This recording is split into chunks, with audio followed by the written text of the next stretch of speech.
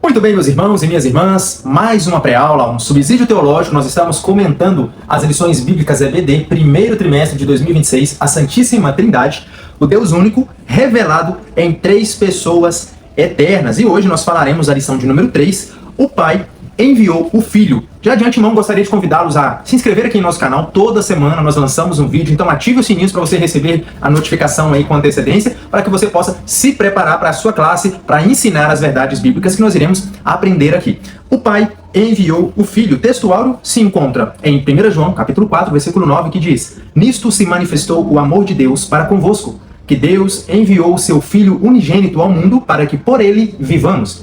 A verdade prática: o envio do Filho revela o amor do Pai e a perfeita unidade da Trindade no plano da salvação, garantindo a redenção e a adoção dos crentes. Leitura bíblica em classe se encontra em 3 livros: Evangelho de João, capítulo 3, versículos 16 e 17, texto muito conhecido; Carta de João, primeira carta de João, capítulo 4, versículo 9 a 10, e a carta de Paulo aos Gálatas, capítulo 4, versículo 4 a 6. João 3,16 diz: "Porque Deus amou ao mundo de tal maneira que deu o seu Filho unigênito, para que todo aquele que nele crê não pereça, mas tenha a vida eterna.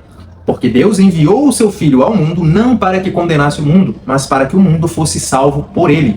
1 João, capítulo 4, 9, "Nisto se manifestou o amor de Deus para conosco, que Deus enviou o seu Filho unigênito ao mundo, para que por ele vivamos. Nisto está o amor, não em que nós tenhamos amado a Deus, mas em que ele nos amou e enviou o seu Filho para propiciação pelos nossos pecados." Gálatas 4, 4, "Mas, vindo a plenitude dos tempos, Deus enviou o seu Filho, nascido de mulher, nascido sob a lei, para remir os que estavam debaixo da lei, a fim de recebermos a adoção de filhos. E porque sois filhos, Deus enviou aos nossos corações o Espírito de seu Filho, que clama, Abba, Pai." E aqui, hoje, queridos irmãos e irmãs, instrutores bíblicos, nós iremos falar sobre o Pai, a primeira pessoa da Trindade, que envia o seu Filho, a segunda pessoa da Trindade. Vamos só recapitular algumas coisas. Nós estamos falando sobre a Santíssima Trindade.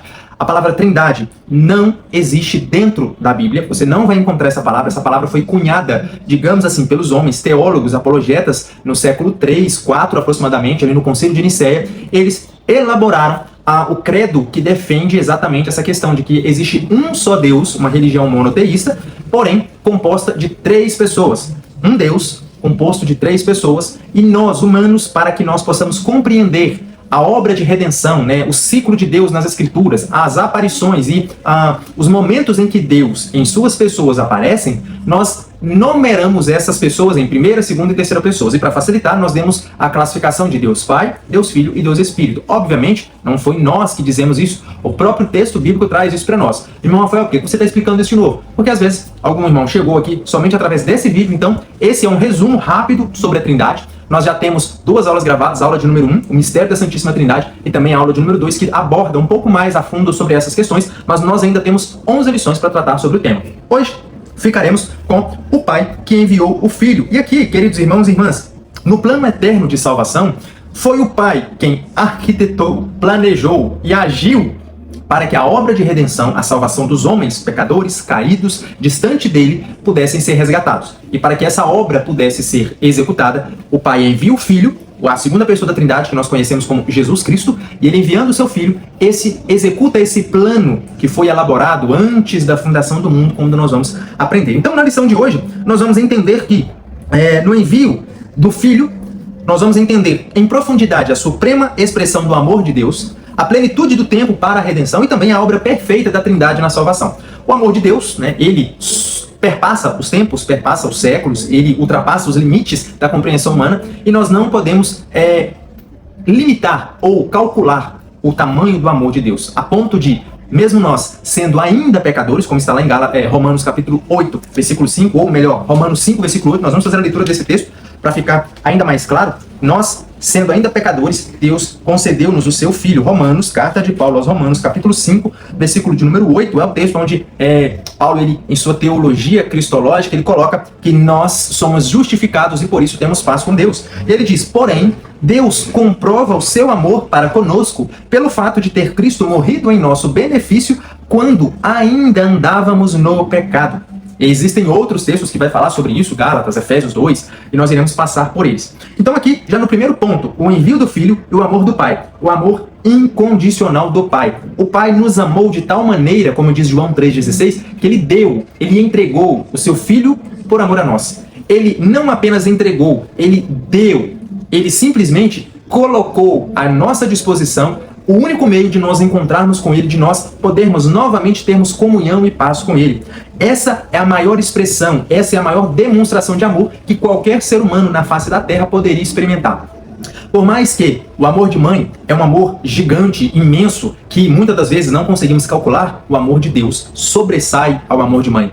Por mais que o homem ou a mulher ame incondicionalmente o seu cônjuge ou ame os seus filhos, ainda assim, esse amor, ele é pequeno comparado ao amor de Deus.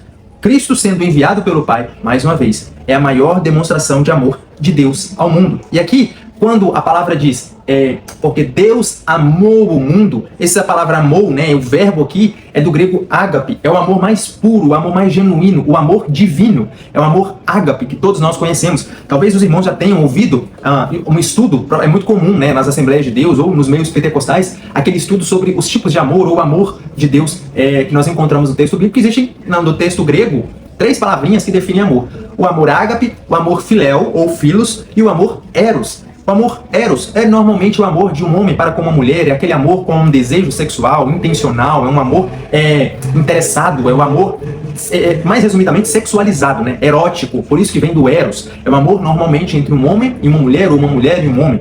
Já o amor filéu é um amor entre irmãos, entre amigos, é aquele amor de companheiros, é o amor fraterno. O amor ágape é o amor de Deus, o amor genuíno, o amor puro, sincero, verdadeiro e, mais especificamente, o amor divino. E esse amor de Deus, ele expressa a sua natureza, né? Porque Deus é amor, como diz 1 João, Deus é amor. Deus não possui o amor, Deus não apenas ama, Deus não apenas tem amor, Ele é o próprio amor.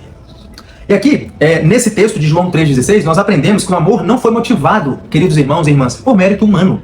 Não é porque Deus viu que eu creria que Ele me amou. Não é que Deus viu que poderia haver a possibilidade de eu me tornar um Rafael melhorado, né? Um Rafael mais santo, menos pecador, que eu iria orar X tempo por dia, que eu iria ler a Bíblia X vezes por ano. Não. Não houve forma nenhuma. Deus não viu se haveria mérito ou não na minha jornada espiritual e por isso Ele decidiu me amar. Pelo contrário, antes mesmo que eu pudesse ser regenerado, antes mesmo que eu pudesse ter vida em mim, mesmo em meus delitos e pecados, como está lá em Efésios capítulo 2, Deus nos amou. Não foi por mérito humano, por qualificações, por condições, seja financeira, seja étnica, seja racional. Pelo contrário, não foi por mérito humano. Ele amou o mundo perdido, rebelde, distante, simplesmente por sua própria vontade. E aí, ele envia o seu filho, como diz João 3,17, não para que condenasse o mundo, mas para que o mundo fosse salvo por ele. Esse é o amor incondicional do Pai, ponto de número 1. Ponto de número 2, a iniciativa soberana de Deus. Como nós aprendemos, Deus não viu, como é muito ensinado, né? Deus ele me escolheu como eleito, como ungido, como um santo dele, porque lá na sua eternidade, através da sua presciência, ele viu, ele previu, ele conseguiu, através do perpassar dos séculos, que eu creria e por causa disso ele foi e me amou. Pelo contrário, não havia em nós nada que pudesse agradar a Deus, não havia em nós nada que pudesse despertar em Deus, opa, aquele ali, eu vou amá-lo, porque ele, lá no futuro, no século 21, no dia 22, 24 de dezembro de 2025, ele vai me amar, ele vai orar mais, ele vai ler a Bíblia mais, ele vai estar ensinando sobre a minha vida, ou ele vai estar vendo um vídeo no YouTube sobre o meu amor. Pelo contrário, não houve mérito nenhum em nós para que Deus passasse a nos amar. Alguns textos, como Efésios capítulo 1, versículo 4, nós vamos fazer a leitura, e 1 Pedro capítulo 1, versículo 18 a 20, vai falar sobre isso. Antes da fundação do mundo, Deus já havia nos escolhido. Ou seja, houve, os teólogos chamam de um concílio entre a Trindade, as 3 pessoas se reuniu antes da fundação do mundo, e já ali, naquele momento, foi escolhido, fomos eleitos, fomos chamados para ser santos. Vamos fazer a leitura do texto que fica mais claro ainda. Efésios, capítulo de número 1, versículo de número 1 a 4, mas o versículo que nós queremos está no versículo 4. Mais uma vez, eu convido os irmãos a abrirem as Bíblias, inclusive você, caro irmão, irmã, seguidor que está acompanhando, ou você que nem é nosso seguidor ainda, mas esse vídeo alcançou a sua timeline, que você possa ouvir a palavra, porque a palavra de Deus diz que a fé ela vem pelo ouvir e ouvir a palavra, e aqui nós damos ênfase na palavra. Nós mencionamos o texto e fazemos questão de lê-lo para que essa palavra possa, através desse vídeo, desse alcance, possa também alcançar não só a sua casa, o seu canal, mas possa alcançar também o seu coração e você possa passar a crer, a entender pela palavra a mensagem do Evangelho. Então, Efésios capítulo 1 diz assim, olha, Deus nos abençoou em Cristo. Versículo 3. Bendito seja o Deus e Pai de nosso Senhor Jesus Cristo, que nos abençoou com todas as bênçãos espirituais nas regiões celestiais em Cristo.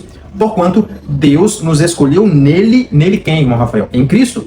Deus nos escolheu nele antes da criação do mundo para sermos santos e irrepreensíveis em sua presença. Aqui, muitas religiões, ou até mesmo muitas igrejas ditas pentecostais, neopentecostais ou tradicionais, elas enxergam esses textos de forma diferente, dizendo, não, porque Deus ele não pode saber o futuro. Eu já ouvi isso, irmãos, eu já presenciei pessoas defendendo que Deus não conhece o futuro e por causa disso não haveria a possibilidade dele nos escolher antes da fundação do mundo. Textos e mensagens como essa tiram toda a essência do Evangelho, a obra de redenção, a obra de salvação, onde não é mérito humano, é apenas a graça pura e o amor incondicional de Deus. Então, 1 Pedro agora, capítulo 1, versículo de número 18 e versículo de número 20, é encorajamento a uma vida cristã santa, uma vida saudável, uma vida piedosa. No versículo 18 diz assim, porquanto estáis cientes de que não foi mediante valores perecíveis, como a prata e o ouro, que fostes resgatados do vosso modo de vida vazio e sem sentido, legado pelos nossos antepassados, mas fostes resgatados pelo precioso sangue de Cristo, como de cordeiro sem mácula, ou defeito algum.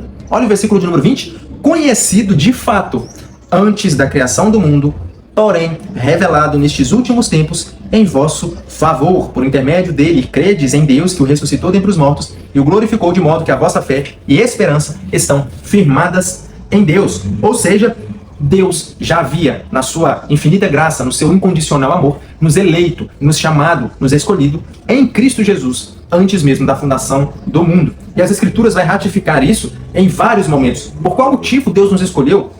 Que o amor de Deus, nesse ponto, ele é uma iniciativa soberana de Deus e que não inicia no homem, não é no momento em que eu passei a crer que Deus passou a me amar. Inclusive, quero até colocar um adendo aqui, porque isso é muito mal, talvez explicado ou entendido, interpretado, que muitas pessoas acreditam o seguinte, não, hoje eu orei 30 minutos, eu fiz uma leitura da Bíblia de 1 hora, hoje Deus passou a me amar mais do que ontem.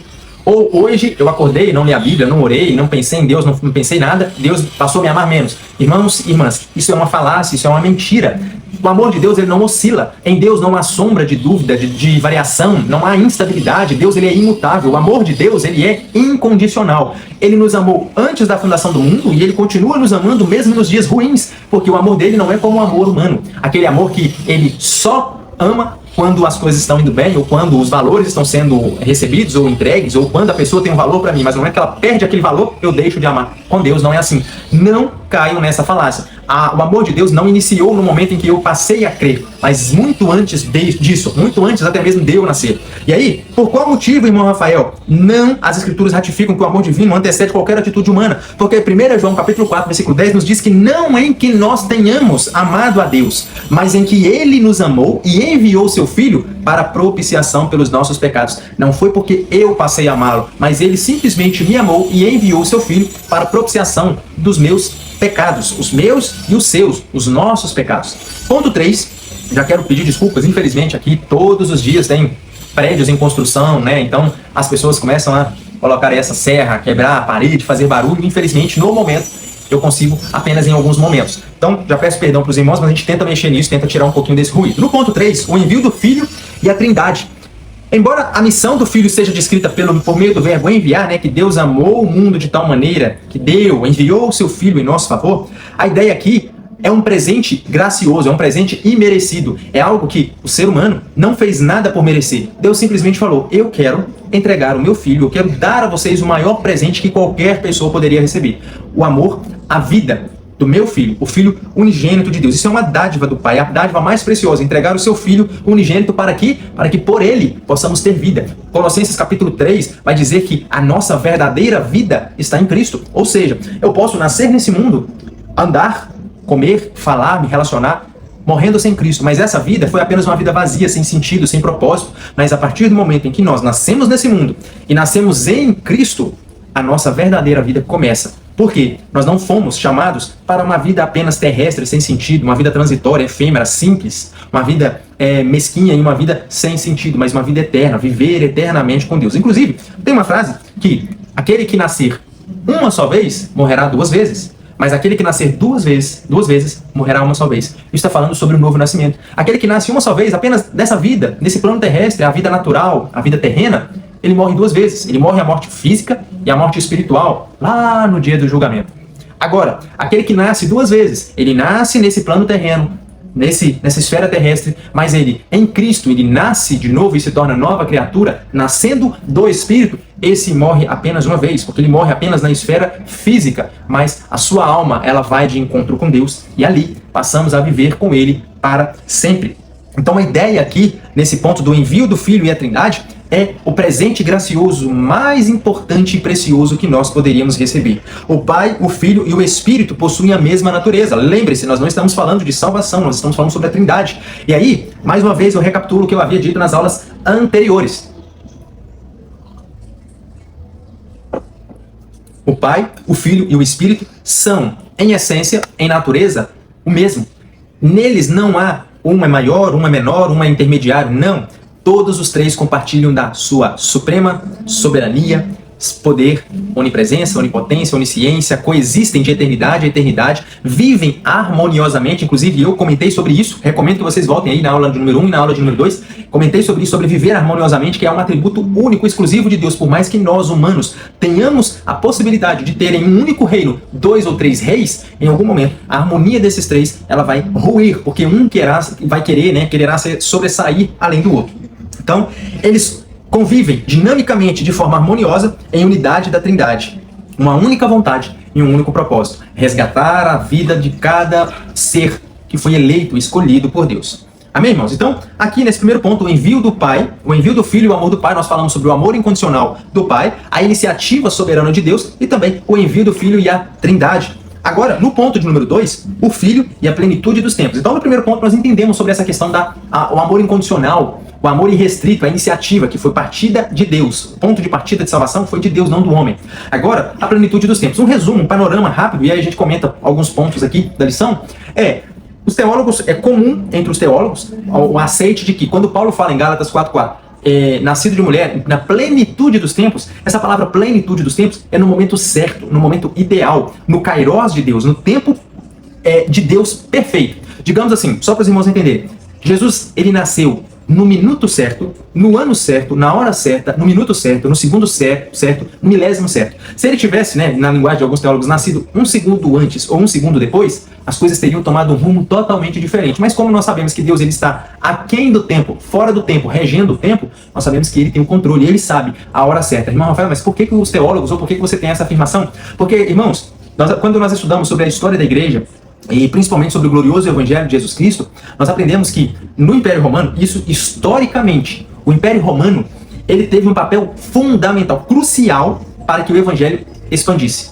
Povos gentílicos tiveram um papel importantíssimo. Qual é o papel dos romanos, irmão Rafael? Roma pavimentou as estradas. As estradas que outrora eram todas de terra, estradas de chão, digamos assim, e eram perigosas por conta de assaltantes, de pessoas mal intencionadas que faziam emboscadas. Inclusive tem até a parábola do bom samaritano, que ele foi emboscado por salteadores. Com a vinda de Roma, com a pavimentação das estradas, Roma pavimentou todas as estradas do Império, o conhecido mundo antigo, e ao mesmo tempo forneceu segurança para essas estradas, ou seja, através da pavimentação, nós sabemos o quão difícil é, principalmente os irmãos que vivem mais em um local afastado da cidade, onde as estradas são de chão, quando chove, muito barro, muita lama, difícil passar, trânsito e tudo, nós sabemos o quão difícil é. Com a pavimentação, se torna mais fácil a locomoção, se torna mais rápido a chegada em determinados locais. Então, assim, a mensagem do Evangelho com a pavimentação das estradas foi um alcance muito maior do que se não tivesse pavimentação. Outra coisa, o Império Grego, o povo grego, com o grego simples, o grego comum, chamado de grego koiné, é o grego que universalizou a língua. Ou seja, todo mundo falava o grego koiné, digamos assim, era uma língua comum. Isso facilitou para que a mensagem do Evangelho fosse disseminada de uma forma mais rápida. Todo mundo entendia o que estava sendo falado. E aí nós temos o Novo Testamento escrito em grego koiné, ou seja, a língua universal para que uma só mensagem pudesse ser ensinada. Nós sabemos que haviam 3 línguas principais: o hebraico,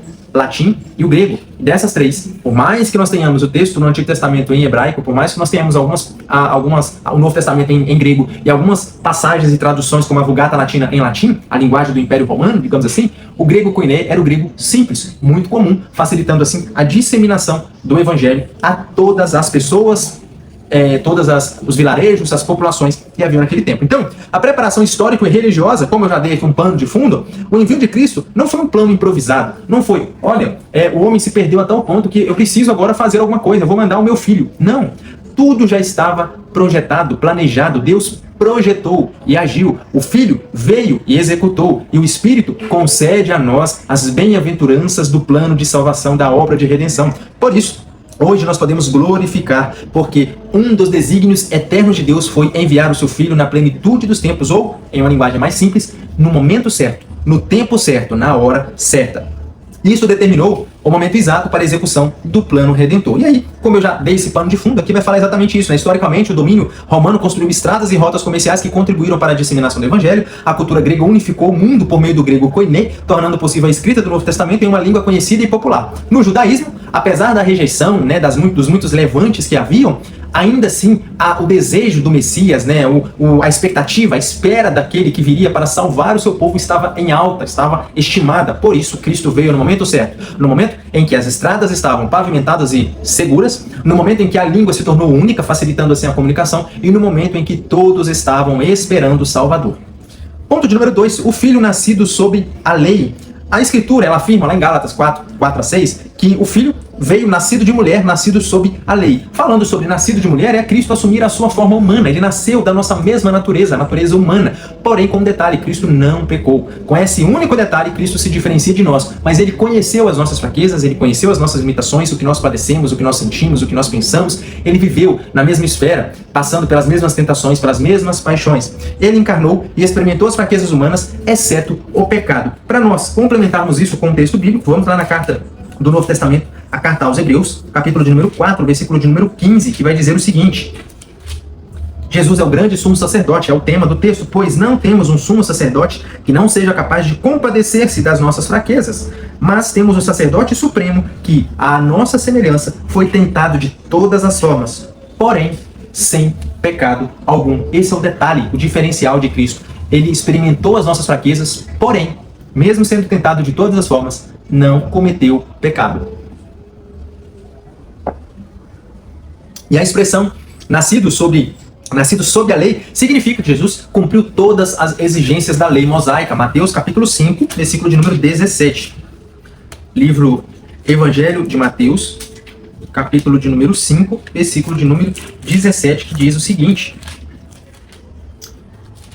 17. Não penseis que vim destruir a lei ou os profetas. Eu não vim para anular, mas para cumprir a lei. E aqui, irmãos e irmãs, talvez já tenham ouvido sobre isso, mas existem 613 leis no Antigo Testamento.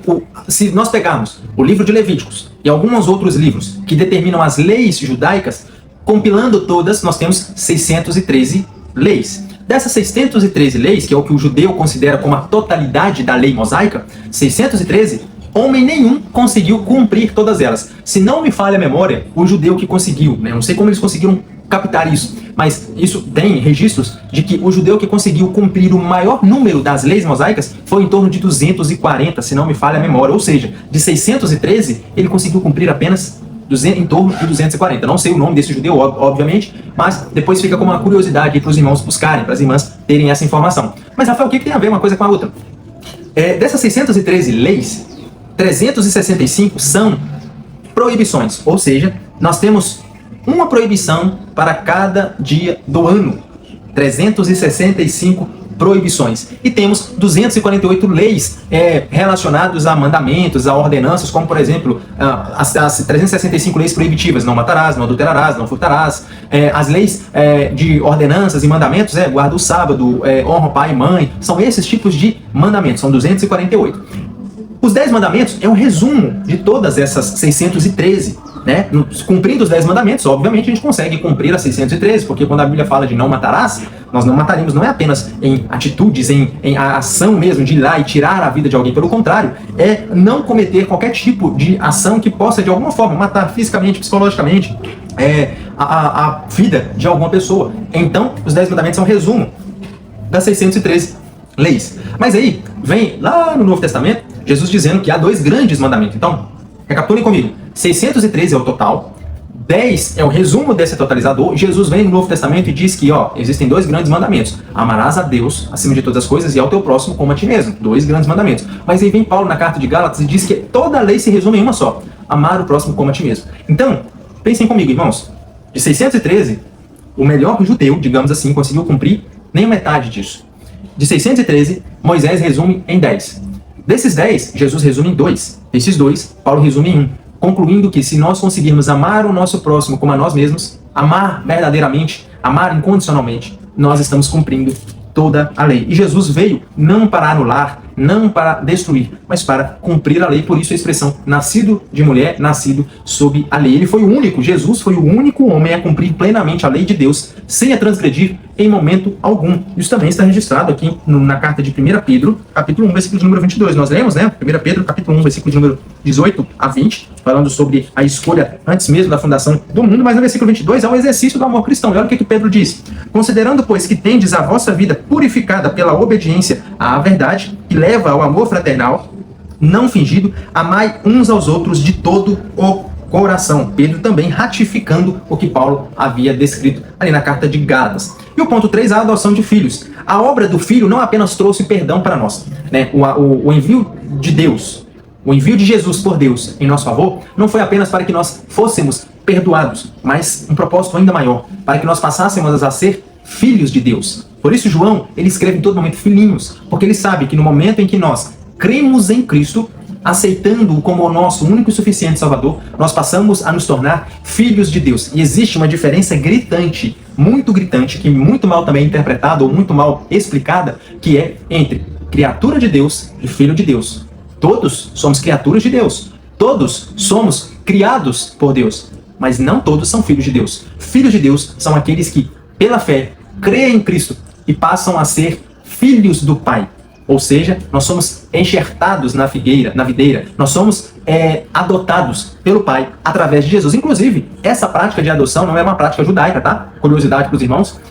Paulo, ele pega essa ideia, exatamente Paulo, o apóstolo dos gentios, pega essa ideia porque no judaísmo não havia essa prática de adoção de filhos. Os judeus não acreditavam nessa questão de, ele passou a ser um filho adotivo. Não, isso era uma prática gentílica. E por isso, Paulo enfatiza que foi do agrado de Deus inserir no plano de salvação que os salvos fossem adotados como filhos, e o Espírito nos ajuda, nos dando o Espírito, né? Ele coloca em nós o Espírito do Filho, que clama Abba, Pai, ou seja, Papai. Nós podemos chamar o próprio Deus de Pai, assim como Cristo o chamava.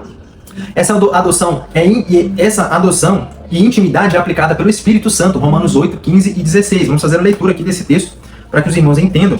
Romanos capítulo 8, né, que é exatamente o capítulo que vai falar sobre essa questão de filhos, de adoção, de que somos mais que vencedores, o hino da vitória, falando sobre o sofrimento e a glória futura. E no versículo 15 e 16 diz: pois vós não recebestes um espírito que vos escravize para andardes uma vez mais atemorizados, mas recebestes o Espírito que os adota como filhos, por intermédio do qual podemos clamar Abba, Pai. O próprio Espírito testemunha ao nosso espírito que somos filhos de Deus. E olha o versículo 17. Se somos filhos, então também somos herdeiros. Herdeiros de Deus e co-herdeiros com Cristo, se realmente participamos dos seus sofrimentos, para que da mesma maneira participemos da sua glória. Demonstrando assim, novamente, a atuação inseparável da Trindade na obra de salvação. O Pai envia o seu Filho, o Filho executa o plano, perdoa os nossos pecados, nos concede o privilégio de sermos adotados, e o Espírito aplica esses benefícios da salvação, a adoção, o perdão, a santificação em nossa vida. A Trindade, mais uma vez, operando em nosso favor.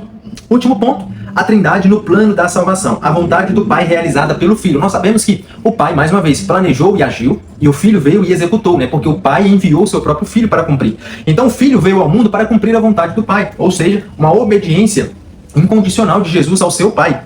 Eu desci do céu, isso aqui é o que ele mesmo diz lá em João, capítulo 6, versículo de número 38. Eu desci do céu não para fazer a minha vontade, mas a vontade daquele que me enviou, ou seja, uma obediência irrestrita. E o livro de Hebreus vai falar que ele aprendeu por meio da obediência, ou seja, filho sendo obediente ao pai em tudo, no propósito, na missão, no plano, em tudo. Qual que era a vontade de Deus? Que nenhum dos que o pai lidera se perdesse, mas que eles teriam a vida eterna. Isso está em João capítulo 6, 39 e 40. João capítulo 8, 29, o próprio Jesus diz que eu faço o que lhe agrada, eu faço sempre o que lhe agrada, agrada quem agrada ao Pai, ou seja, a minha vida é uma vida de obediência ao Pai, eu faço aquilo que deixa Ele com prazer, com alegria. Por isso que lá no batismo, primeira lição, nós falamos sobre o batismo de Jesus, as 3 pessoas da Trindade presentes no mesmo evento. Abre-se o céu, quando Jesus está sendo batizado, o Espírito Santo em forma corpórea de pomba pousa sobre ele, e é uma voz do céu, o céu se abre, e uma voz diz: eis aí o meu filho em quem eu tenho prazer, em quem eu tenho comprazido. E aí, nós vemos que a entrega de Jesus ela é voluntária de tal forma que lá em Filipenses capítulo 2, versículo 8, essa obediência culminou na morte de Cristo, dizendo que sendo obediente até a morte e morte de cruz. Então Cristo é a expressão máxima de obediência ao Pai e nós devemos seguir o seu exemplo. Ponto de número 2, a mediação exclusiva do Filho. Nós sabemos que o Filho é o único caminho, o único acesso exclusivo, o intermediador entre Deus e os homens. Não há, por mais que tenhamos religiões, tradições que dizem que existem todos os caminhos levam a Deus, temos os intermediadores que nos concedem acesso ao Pai. Não, falácia, mentira, antibíblico isso. Pela Bíblia, João 14, 6, eu sou o caminho, a verdade e a vida. Ninguém vem ao Pai senão por mim. 1 Timóteo capítulo 2, versículo 5, Paulo vai dizer, porque há um só Deus e um só mediador entre Deus e os homens, Jesus Cristo, homem. Ou seja, a única pessoa que tem a oportunidade de nos conduzir, de ser o intermediador, a ponte que nos liga a Deus, é apenas o Filho. A exclusividade da mediação de Cristo está enraizada na estrutura trinitária. O Pai enviou o Filho, João 3,16, e o Espírito testifica do Filho, João capítulo 15, versículo de número 26. A aplicação da salvação pelo Espírito, e aqui já entra a parte do Espírito Santo em aplicar os benefícios dessa salvação na nossa vida. É o Espírito que ilumina a mente para o conhecimento de Deus, ele que abre o nosso entendimento. 2 Coríntios capítulo 4, 6, eu vou fazer a leitura de alguns textos para que os irmãos e as irmãs consigam acompanhar. Então, no 2 Coríntios 4, 4 vai dizer que os quais o Deus deste século cegou o entendimento dos incrédulos para que não lhes resplandeçam a luz do Evangelho de Cristo, que é a imagem de Deus. Mas no versículo 6 vai dizer que o inimigo, ele tenta, de todas as formas, nos atrapalhar. É o Espírito quem ilumina a mente dos servos de Deus para o conhecimento de Deus. 2 Coríntios capítulo 4, versículo 6. Diz assim: porquanto foi Deus quem ordenou das trevas resplandeça a luz, pois ele mesmo resplandeceu em nossos corações para a iluminação do conhecimento da glória de Deus na face de Cristo. É o Espírito também que ensina a verdade a cada um de nós. Isso está em João 14, 26. João 14, 26 diz: mas o Conselheiro, o Espírito Santo, a quem o Pai enviará em meu nome, esse vos ensinará todas as verdades e vos fará lembrar de tudo que eu vos disse. É o Espírito Santo também que regenera os pecadores. Tito, capítulo de número 3, versículo 5. Carta de Paulo a Tito, capítulo de número 3, versículo de número 5. Não por causa de alguma atitude justa que pudéssemos ter praticado, mas devido à sua bondade, ele nos salvou por meio do lavar regenerador e renovador do Espírito Santo. O Espírito Santo sela aqueles que creem. O Espírito Santo é o selo do cristão. Isso está em Efésios, capítulo de número 1, versículo 13. É aquilo que nos garante a salvação em Deus.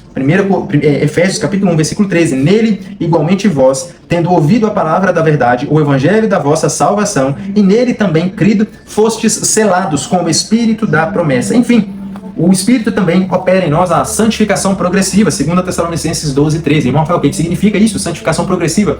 Irmãos, é uma outra falácia, muito mal interpretada e muito mal explicado. É muito comum vocês ouvirem assim: é impossível o cristão ser santo, é impossível ser santo neste mundo, é impossível agradarmos a Deus, vivermos uma vida de santidade. Falácia, mentira, isso é heresia, isso é antibíblico, isso é palavras do inimigo soando até mesmo no meio cristão, no meio evangélico, para que dissemine a mentira no meio cristão. Pelo contrário, 1 Coríntios capítulo 1, versículo 1 e 2, Paulo, em sua carta, ele vai dizer que nós, em Cristo, somos santos e que a nossa santificação ela é progressiva. Paulo, em 1 Tessalonicenses capítulo 2, 13, vai falar que a nossa santificação é progressiva. A vontade de Deus para a nossa vida é a vossa santificação. Pedro vai dizer que, citando Levítico 11:45, sede santos porque eu sou santo, é uma ordenança de Deus. Como Deus ordenaria que nós fôssemos alguma coisa se não fosse possível? Será que Deus seria tão injusto assim? Será que Deus seria tão maléfico assim de exigir de nós algo impossível? Algo que não é condição humana de fazer? Pelo contrário, 1 Coríntios 10:3 vai dizer que não há tentação nenhuma que vem de Deus. Deus não pode tentar a ninguém. Então, meus irmãos e irmãs, Nós somos santos em Cristo, é o que Paulo chama de santificação posicional. No momento em que eu creio em Cristo e Cristo me recebe como seu filho, como meu salvador, nesse momento, em Cristo, somos salvos. Por isso que as cartas de Paulo começavam dizendo aos santos em Éfeso, aos santos em Tessalônica, santos é a nossa posição. Meu Rafael, beleza, eu entendi, eu sou santo em Cristo, mas eu vivo numa terra. A carne tenta me destruir, o inimigo me tenta a todo instante, o sistema deste mundo me oprime. Como que eu vou ser santo neste mundo? É possível através da santificação progressiva. Santificação, mais uma vez, já falei isso aqui em vídeos anteriores, não confunda com glorificação. Ser santo não quer dizer impecável, não quer dizer que eu nunca mais vou errar, não quer dizer que eu nunca mais vou tropeçar, pelo contrário, nós somos humanos, somos seres humanos comuns. No momento em que eu creio em Cristo, e Cristo me recebe, me perdoa, me lava, me dá novas vestes e eu me torno uma nova criatura, eu não me tornei um super-herói, um super-homem ou a super-mulher, pelo contrário, eu continuo humano, fraco, demente, espiritualmente, falido, fisicamente muito fraco e condicionado à minha natureza pecaminosa. Por isso, o ensino bíblico é que nós nos fortaleçamos em Deus. Por isso, a santificação progressiva é um subir as escadas, é um degrau de cada vez, um passo de cada vez. Não é querer pular as etapas. No momento em que eu creio em Cristo, eu não me torno impecável. Pelo contrário, eu me torno santo, mas ainda assim eu erro hoje, mas eu vou lá e conserto. E aprendo a não errar mais. A diferença entre o cristão e o crente, a diferença entre aquele que ama a Deus e vive para Deus está em 1 João capítulo 3, versículo 3 e versículo 6. Vamos fazer a leitura aqui do texto para os irmãos entenderem. Mas não confunda santificação com glorificação. Glorificação é o processo de nos tornarmos assim como Cristo é, lá na glória. Aí sim, lá nós não pecaremos mais. Não haverá mais tentador, não haverá mais morte, não haverá mais choro, dúvida, luta, não haverá mais nada. Então lá nós seremos impecáveis. Mas nós não morremos ainda, nós não fomos para a glória. Então vivemos nesse mundo. E enquanto vivemos nesse mundo, precisamos lutar, guerrear, santificar-se cada dia mais. 1 João capítulo 3, versículo de número 3. E todo o que tem nele essa plena confiança purifica-se a si mesmo, assim como ele é puro. Olha o versículo 4. Toda pessoa que vive costumeiramente pecando, também vive em rebeldia contra a lei, pois o pecado é transgressão da lei. Sabeis igualmente que ele se manifestou para tirar os nossos pecados, e nele não há pecado. Todo aquele que permanecer nele não vive pecando. Toda pessoa que continua no pecado não viu, nem tampouco conheceu. Versículo 8. Aquele que vive habitualmente no pecado é do diabo, pois o diabo peca desde o princípio. Para isto o Filho de Deus se manifestou, para destruir as obras do diabo. Aí vamos fazer a leitura aqui agora de 1 Tessalonicenses capítulo 2. Tem vários textos, irmãos, não vou ler todos. 1 Tessalonicenses capítulo 2, versículo 13. Outro motivo ainda temos nós para incessantemente dar graças a Deus, é que tendo vós recebido a palavra que de nós ouvistes, que provém de Deus, acolhestes não como simples ensino de homens, mas sim como, em verdade, é a palavra de Deus, a qual, com toda certeza, está operando eficazmente em vós, os que credes. E aí no versículo capítulo 4, ele vai falar que a vontade de Deus é que nós vivamos em santificação.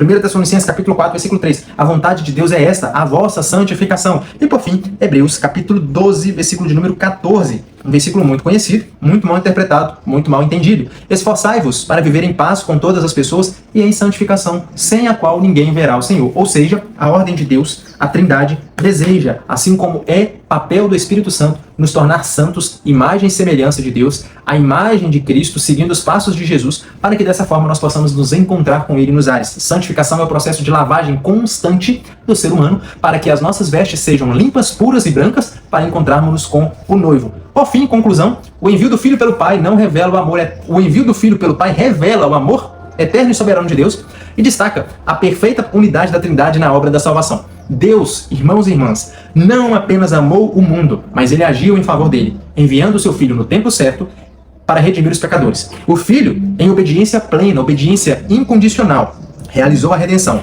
E o Espírito, em sua atuação eficaz, aplica os benefícios da obra de Cristo, da obra da redenção, à salvação ao coração dos cristãos. Por isso, mais uma vez, chegamos ao fim de uma lição. Eu agradeço a cada um dos irmãos e irmãs que estão aqui conosco, que continuam conosco. Convido você a compartilhar esse vídeo. Talvez pessoas da sua convivência receberão esse vídeo e não tenham o costume de receber um estudo bíblico ou ouvir a palavra de Deus. Muitas pessoas ainda precisam ser alcançadas, muitos corações hilários precisam ser alcançados. E o YouTube é uma ferramenta valiosíssima para que possamos ainda disseminar o Evangelho. Porém, essa aula não substitui a sua ida à sua classe, essa aula não substitui a sua presença na classe de EBD, essa aula não substitui a sua ida à igreja. Então, honre seus professores, vá à escola dominical, aqui é apenas uma pré-aula, lá você vai aprender diretamente com os mestres, com os instrutores e instrutoras bíblicos, as expositoras das Escrituras. Que Deus abençoe a sua semana, que Deus abençoe a sua aula, fiquem com Deus.